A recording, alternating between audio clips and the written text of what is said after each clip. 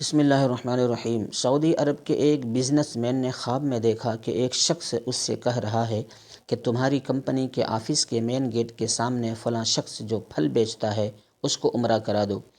نیند سے بیدار ہوا تو اسے خواب اچھی طرح یاد تھا، مگر اس نے وہم جانا اور خواب کو نظر انداز کر دیا۔ 3 دن مسلسل ایک ہی خواب نظر آنے کے بعد وہ شخص اپنے علاقے کی جامع مسجد کے امام کے پاس گیا اور اسے خواب سنایا۔ امام مسجد نے کہا، اس شخص سے رابطہ کرو اور اسے عمرہ کروا دو۔ اگلے روز اس شخص نے اپنی اس کمپنی کے ایک ملازم سے اس پھل فروش کا نمبر معلوم کرنے کو کہا۔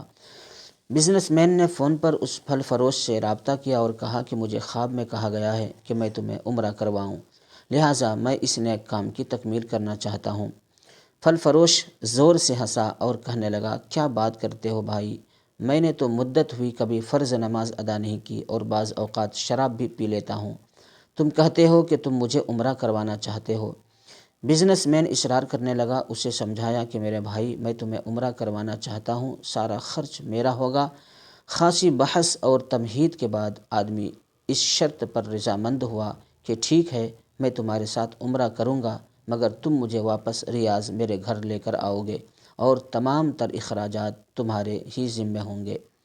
وقت مقررہ پر جب وہ ایک دوسرے کو ملے تو بزنس مین نے دیکھا کہ واقعی وہ شکل و صورت سے کوئی اچھا انسان نہیں دکھائی دیتا تھا۔ اس کے چہرے سے عیاں تھی کہ وہ شرابی ہے اور نماز کم ہی پڑھتا ہے۔ اسے بڑا تعجب ہوا کہ یہ وہی شخص ہے جسے عمرہ کرنے کے لیے خواب میں 3 مرتبہ کہا گیا۔ دونوں مکہ مکرمہ عمرہ کے لیے روانہ ہو گئے۔ میقات پر پہنچے تو انہوں نے غسل کر کے احرام باندھا اور حرم شریف کی طرف روانہ ہوئے۔ انہوں نے بیت اللہ کا طواف کیا، مقام ابراہیم پر 2 رکعت نماز ادا کی، صفا اور مروہ کے درمیان سعی کی، اپنے سروں کو منڈوایا اور اس طرح عمرہ مکمل ہو گیا۔ اب انہوں نے واپسی کی تیاری شروع کر دی۔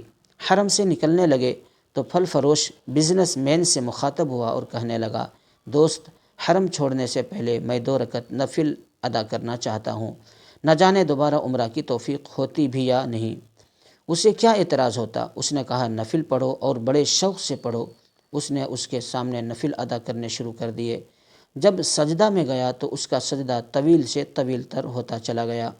جب کافی دیر گزر گئی تو بزنس مین نے اسے ہلایا۔ جب کوئی حرکت نہیں ہوئی تو اس پر انکشاف ہوا کہ پھل فروش کی روح حالت سجدے ہی میں پرواز کر چکی تھی۔ پھل فروش کی موت پر اسے بڑا رشک آیا اور وہ رو پڑا کہ یہ تو حسن خاتمہ ہے، کاش ایسی موت میرے نصیب میں ہوتی، ایسی موت تو ہر کسی کو نصیب ہو۔ وہ اپنے آپ ہی سے ہی باتیں کر رہا تھا۔ اس خوش قسمت انسان کو غسل دیا گیا اور احرام پہنا کر حرم میں ہی اس کی نماز جنازہ ادا کی گئی۔ ہزاروں فرزندان اسلام نے اس کا جنازہ پڑھا اور اس کی مغفرت کے لیے دعا کی گئی۔ اس دوران اس کی وفات کی اطلاع ریاض اس کے گھر والوں کو دی جا چکی تھی۔ بزنس مین نے اپنے وعدے کے مطابق اس کی میت کو ریاض پہنچا دیا، جہاں اسے دفن کر دیا گیا۔ بزنس مین نے پھل فروش کی بیوہ سے تعزیت کرنے کے بعد کہا، میں جاننا چاہتا ہوں کہ تمہارے شوہر کی ایسی کون سی عادت یا نیکی تھی کہ اس کا انجام اس قدر عمدہ ہوا اور اسے حرم میں ہی سجدے کی حالت میں موت آئی۔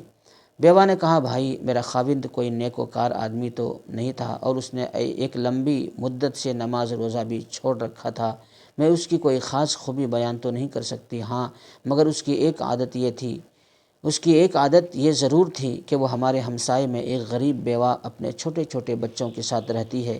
میرا شوہر روزانہ بازار جاتا تو جو چیز اپنے بچوں کے لیے کھانے پینے کے لیے لاتا وہ اس بیوہ اور اس کے یتیم بچوں کے لیے بھی لے آتا اور اس کے دروازے پر رکھ کر اسے آواز دیتا کہ اے بہن، میں نے کھانا باہر رکھ دیا ہے، اسے اٹھا لو۔ یہ بیوہ عورت کھانا اٹھاتی اور آسمان کی جانب سر اٹھا کر دیکھتی اور کہتی، اے اللہ رب العزت، آج پھر اس شخص نے میرے بھوکے بچوں کو کھانا کھلایا ہے، اے اللہ رب العزت، اس کا خاتمہ ایمان پر فرما۔ قارئین، زندگی تو بہرحال گزر ہی جانی ہے، اپنی استطاعت کے مطابق لوگوں کی مدد کرتے رہا کیجیے۔ ایک حدیث کا مفہوم بھی ہے کہ کسی سے کی گئی بھلائی بری موت سے بچاتی ہے۔ تو امید کرتا ہوں کہ یہ واقعہ بڑا اچھا لگا ہوگا، اس سے عبرت حاصل کریں گے۔ اس طرح کے واقعات و حکایات سننے کے لیے چینل کو ضرور سبسکرائب کریں اور دوست احباب تک یہ ویڈیو پہنچائیں۔ اللہ تعالیٰ آپ لوگوں کو جزائے خیر عطا فرمائے، آمین یا رب العالمین۔